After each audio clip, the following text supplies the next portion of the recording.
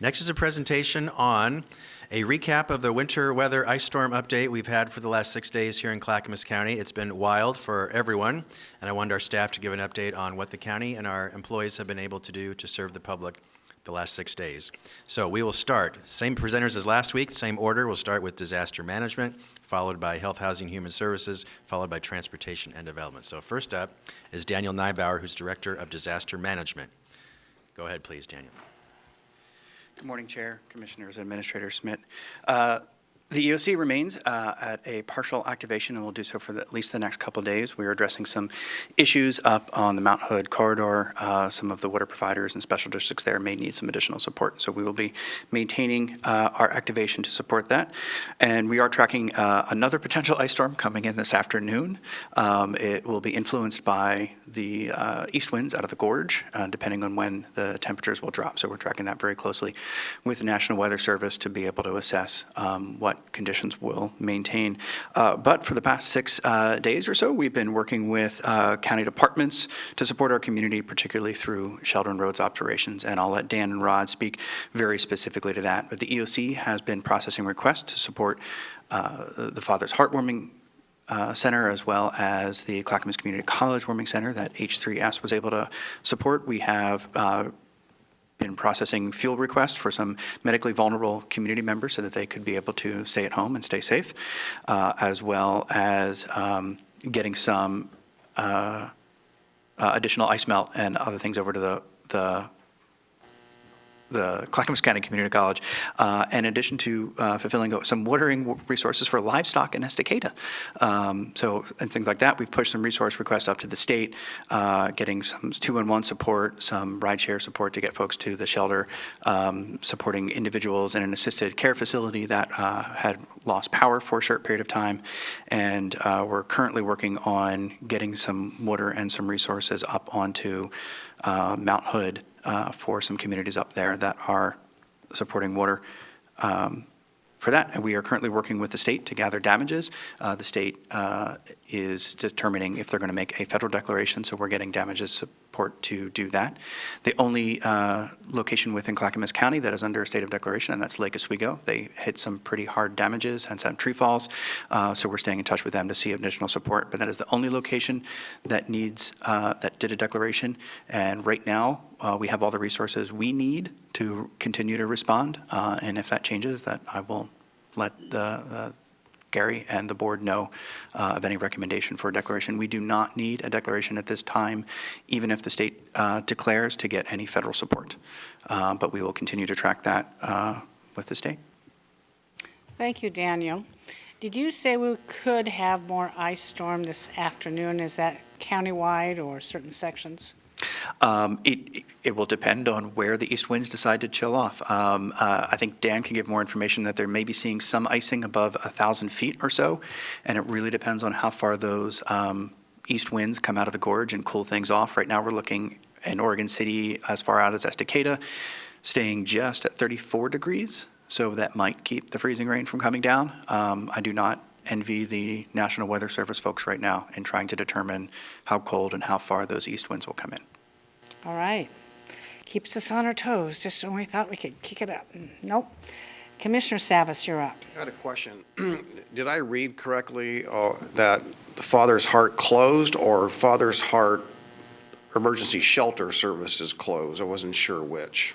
The warming, I'll let Rod speak to it a little more, but the warming shelter at Father's Heart closed yesterday, and individuals there were given assistance to get to other locations if they wanted to go somewhere. Okay, so their normal operations are still active? My understanding is yes. Great, thank you. Questions for Daniel? Thank you, Daniel, for all your hard work. Commissioner West has a comment. We had, this might be a great question for Rod too, but we had concerns in Molalla, Estacada, Sandy, specifically in the rural parts of the county regarding warming shelters. We know that some of those shelters that we had in the past are no longer available to us, like in the city of Molalla. What has been done to ensure that that population is safe and warm, and what adjustments were made to once we lost that asset in Molalla? Commissioner, would you allow Rod to give his report because he's going to answer that question? Yes, yeah, absolutely, then I can wait, but that is to be continued, I guess. All right, any more questions for Daniel? No, Daniel, thank you for the hard work. Send a shout out to the EOC. They worked around the clock, I know. We're very appreciative of your efforts. Thank you. Thank you. So next, Rod Cook, Director of Health, Housing, and Human Services, could you give an update on the work your staff has done? Okay, good morning, Commissioners. The warming shelter numbers for you. Father's Heart was at maximum capacity, that's 49 folks, every night. Over 100 were served every day during the day for the day shelter. The community college is what we stood up to compensate for the 2 shelters that had closed in Canby and Molalla.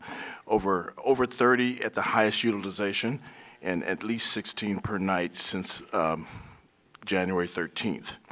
So basically, up to 79 overnight and at peak utilization across congregate shelters. We also had, we talked about this a little bit about on Thursday, motel sheltering numbers. And so that varied nightly, but maximum utilization on night of 116 was of 185 people.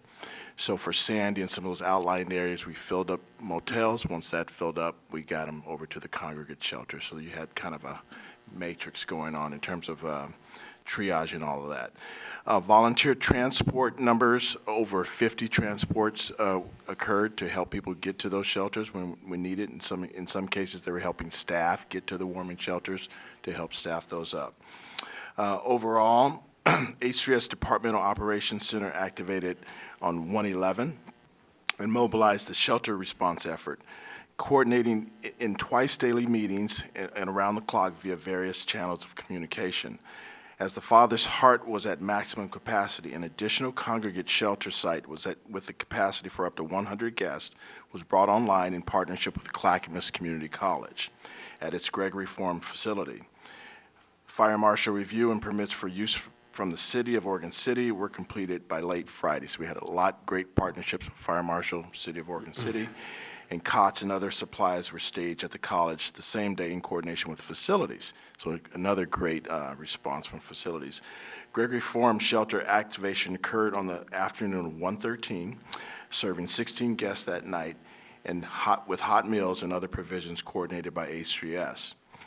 A response system was established ahead of the storm, and we talked about this Thursday, with 211 and our contracted outreach providers. When 211 received calls from people calling 211 in need of support getting to a shelter placement, that information was relayed to our housing services team, who would then send requests to outreach providers to engage in support. Outreach providers were briefed on the system on 110. H3S staff facilitated 2 daily coordination meetings with shelter and outreach providers, problem solving, expanding capacity as needed, and ensuring adequate staffing support across the effort. At the 5 p.m. daily coordination meeting of this group, our partners said the following, and we have quotes from Father's Heart, said this was the best they've ever seen the coordination occur, and we have Ant Farm saying that, this response was different than anything they've seen before. So basically, the new system we put in place, and that's Fahid and Adam and those folks, was the best that some of our nonprofits had seen through these events that we've seen in the last few years, the fires, the storm, the ice storm a couple of years ago. To the best of our knowledge at this time, no one died from hypothermia due to this weather event in Clackamas County. Outreach teams encountered a man sheltering beneath a railroad bridge in Milwaukee who was hypothermic, and we transported him to the hospital where he was treated and later discharged. Several other individuals with serious health challenges and inadequate protection from the elements were identified and supported in getting to shelter, and in a small number of cases where, despite repeated outreach, vulnerable individuals experiencing homelessness declined shelter. Outreach teams ensured that they were supplied with whatever was needed to ensure their safety.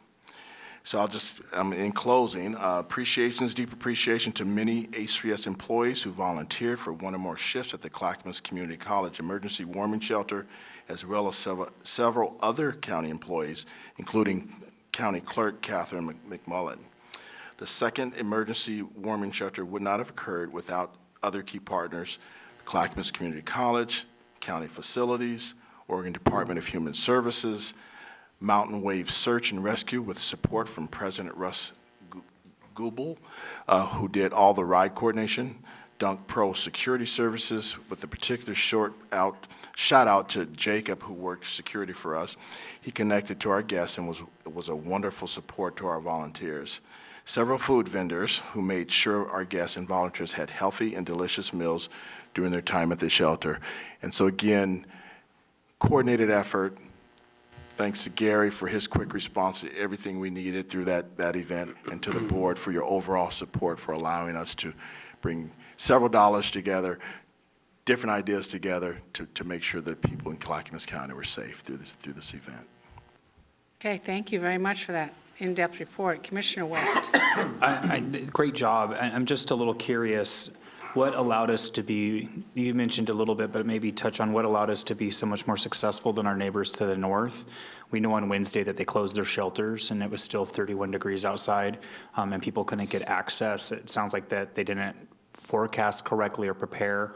What goes on months, because we know this weather's coming, like we talked about it all year, right? So this happens annually. What is unique about Clackamas County and your team that had a much different response than we can see to the neighbors to our north that was reported in the media, where we had snow, lots of rain, 32 degrees, and they closed their shelters, so people didn't have access. But you guys, it sounds like with even losing an asset in Molalla, somehow we're super nimble and prepared. Like maybe we learned from the last ice storm, but I'm a little bit about the process. I'm a little bit curious about what makes us unique. I'm going to have Vahid come up while I'm answering my quick answer, and I'll let him give the in-depth. But I'm going to answer it first by saying just we have a will to serve the most needy here in Clackamas County. I'm not saying that others don't, but we lean into that. When we say we're going to do that, we mean it, and we do whatever we humanly can to do that. So that's really, for me, the key. It's our policy to care about those individuals we're seeing on the streets. Because our housing division, this just wasn't a weather event. They tied the weather event, those who are houseless, who are out there, to the winter event. So they have the capacity. They were moving people who are in our regular congregate shelters. They were already moving them out to make room for the emergency. So we were putting those folks in motels before the event actually even occurred. So that's a day before, day or two before. That's why you heard where we were activating and others weren't, because this group was already activating so they can make space for the emergency. And so that created this opportunity. So when the emergency did come, all those who were still on the streets, we were able to move them in quickly. And then for the folks, say, who aren't necessarily houseless all the time, but encountered power outages and those type of things, we filled the motels with those folks first. And then so they had a triage system that was really worked well. And so I'm going to let Vahid speak to it because he actually orchestrated all that. But overall, this county's policy to lean in and to really do something about it. So, Thank you. Thank you, Rod. For the record, I'm Vahid Brown, Deputy Director, Housing and Community Development. Yeah, you said it, Commissioner West, a lot of the things that I was going to say about our nimbleness, right? I mean, I think that that nimbleness really goes down to the relationships that we've developed with our community partners and with the advanced preparedness in establishing our departmental operations center over the last year, with that work group kind of getting procedures ready to go so that we weren't caught on our back foot. And we coordinated frequently. So there were, across the system, there were 5 coordination touch points every day throughout this weather event from 9 a.m. to the evening with the EOC, with the Department Operations Center, and with our network of providers. So when we saw, we had planned to demobilize the college shelter yesterday and other things, and made the decision to not do that in coordination calls where we're tracking in real time the developments in the weather, looking at, well, it's not, things are changing. Let's change our plan. Let's execute a different approach immediately. And we had the resources and the support and the relationships to make that happen. The people who would be needed to be involved in that decision at any given moment, they were in a coordination meeting And if not, they would be within the hour. So I think really our success in Clackamas County is due to that advanced coordination preparedness, but really the relationships that we have, the trust that we've built with our partners, with cities, with nonprofit agencies, even with the amazing support of this mountain wave search and rescue, just driving staff to sites to help folks stay warm who couldn't otherwise get out of their front doors. Well, I want to say this is that for the public that doesn't maybe understand this, in the Portland area, Clackamas County has very unique geographic realities that makes us a little bit disparate than the rest of the metro area. When everybody looks at that postcard of Mount Hood, they're looking at Clackamas County, right? So, and a lot of our wilderness and forest lands and rural area with the largest rural population than any other county in the state. We have a diverse makeup of people and geographic realities. And the fact that we have been able to protect life and also against serious harm and injury when many people, unfortunately, and governmental agencies weren't able to do that. Just shows like what is the importance of good local government. And this is stellar work, and this is important. This is how local government impacts people's lives the most. I'm really pleased and excited that we were able to operate with such a level of competency and professionalism. Good job. And we hope everybody out there stays safe and warm regardless of where they live in this state or region. It sounds like it may not be over yet, but I am really proud of the worldview and the work in which we operate in here in Clackamas County. Good job. Thank you, Commissioner. Thank you very much. Commissioner Savas has a question. Yeah. First of all, great job. Thanks for all your hard work and dedication and coordination that made all this go as smoothly as it appears to be. I had a question on the 185 hotel motels. Is that 185 above our status of non-inclement weather? So it's 185 additional? That's correct. Wow. That's great. That's great. I know Russ. I haven't talked to Russ Goebel in a long time, but, you know, part of search and rescue, by the way, years of dedication into volunteering, and so it was great to see that their activity and moving people around. The other challenging thing for Clackamas County is our topography. You know, walking, falling, slipping, driving, slowing down on ice it's a challenge here, and it's easier when it's flat. It's still not safe, but it is quite challenging to drive around on the hill, in the hilly areas. So, good job. Thank you, Commissioner. Yes, thank you very much for your service. We are very much grateful. Thank Go you. forth and Next, conquer. next, Nice shirt, Rod. next report is Dan Johnson, Director of Transportation and Development, for the work him and his staff have done. Go ahead, Dan. Welcome, Mr. Johnson. Good morning, Chair Smith, Commissioners. Dan Johnson, Director of the Department of Transportation Development. I guess before I start, I'm just up here talking to you. I'm just the face of the organization. I just want to do a shout out to all of our amazing employees who worked diligently over this last winter event. The good news that I'm going to share with you is a product of their dedication and their professionalism and their training and their abilities and their skills that they have for the citizens of Clackamas County. So just to recap, we went into 24-hour operations starting Monday, January 8th. We ran through those 24-hour operations through January 14th, Sunday, turning into Monday. That basically means we run a 4 a.m. To 4 p.m. daily shift and a 4 p.m. to 4 a.m. nightly shift. A lot of our early work was addressing vegetation down trees, pre-treatment. A lot of the stripes you see on the road is mag chloride that we put down there to reduce the freezing and break the ice up and snow when it occurs. Coordination with PGE on down trees and power lines, et cetera. Monday and Tuesday, we made the strategic decision to basically pull out of 24-hour operations. We did that knowing this prediction for this ice event that occurred Tuesday. And by doing that, it allowed us to be fully staffed on that early Tuesday to go out there with all of our vehicles and our equipment to get as much pre-treatment done as we could. That included, we have 11 sanders that were actively out in different areas of the county. We've got 4 vehicles with de-icing mag chloride on that were strategically assigned to certain hot spots in certain areas. We did deactivate shortly Tuesday night when the ice came in. There is nothing we can do when that ice comes in. We're going to go out there and sand. The sand gets covered with the ice. And so for the protection of our employees, we made that decision. We reactivated promptly Wednesday morning, fully staffed, assigned different assets throughout the county, all areas of the county, and focused on plowing and sanding our major roads. As we move into today, as Daniel said, we are still tracking with EOC the possibility of an additional event this evening. All that, as Daniel said obviously earlier, is east wind driven. So we're thinking it's probably more North County. Confidence is moderate, but we're tracking that actively now. A lot of the work that we're doing today is building off the work we did yesterday. We've got 1,400 miles of roads. Not every road is the same. And so we had a lot of focus on our major arterials yesterday, major travel ways.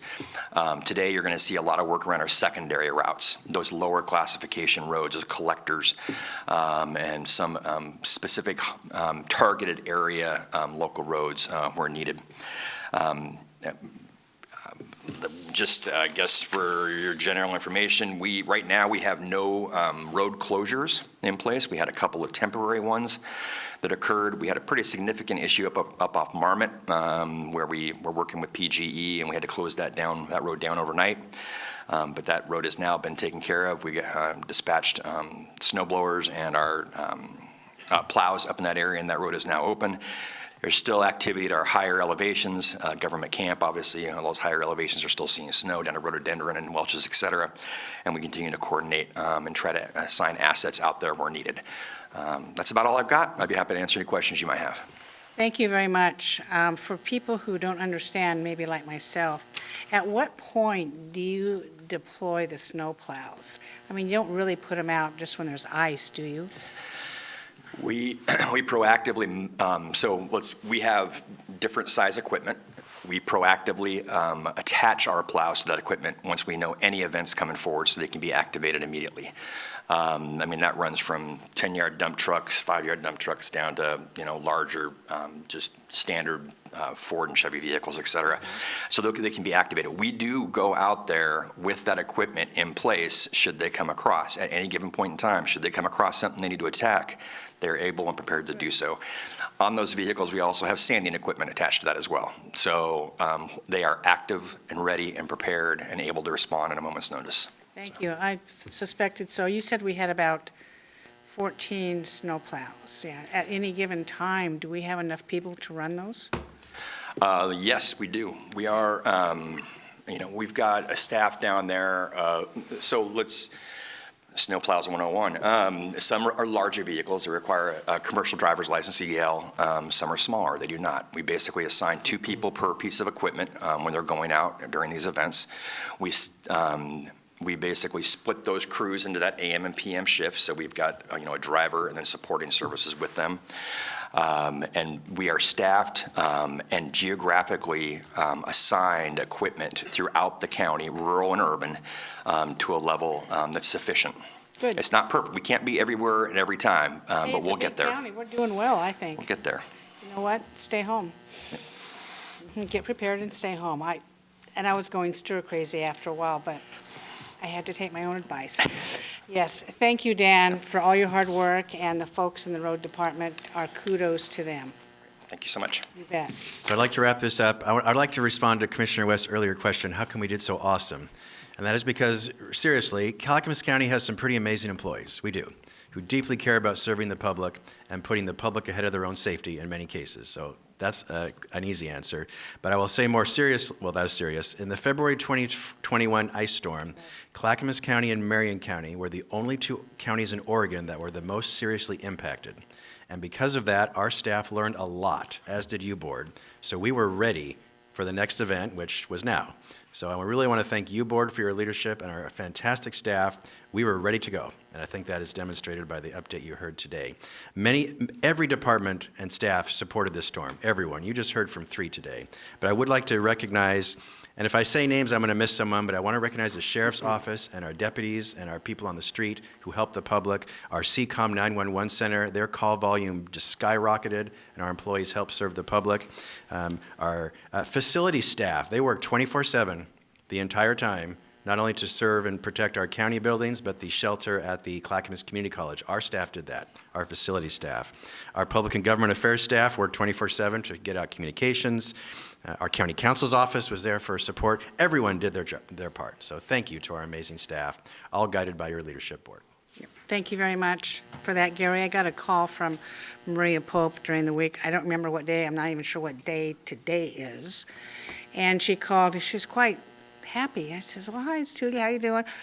Hello, Chair Smith. Clackamas County's doing well, aren't you? And I says, well, it's because of you. And she says, well, you have the least amount of power outages, and there is a reason for that. Remember the storm you talked about in February of '21? And my conversations with her says, hey, we can never go through this again. You've got to harden your system. You have power poles that are 75 years old and they broke like toothpicks, and we need to trim trees, and we need to take advantage of our right-of-way and secure that. And people cannot plant trees underneath their power poles and think that they're going to be safe with the power, and people need to have defensible space around their own places. And that's messages that this board has put out consistently, not just for the ice storm, but for the fire as well. So we've gone through quite a few disasters that I think that has hardened us and made us more resilient, but has also made us more aware we can do ourselves. And thank you for all the staff who has aided in that.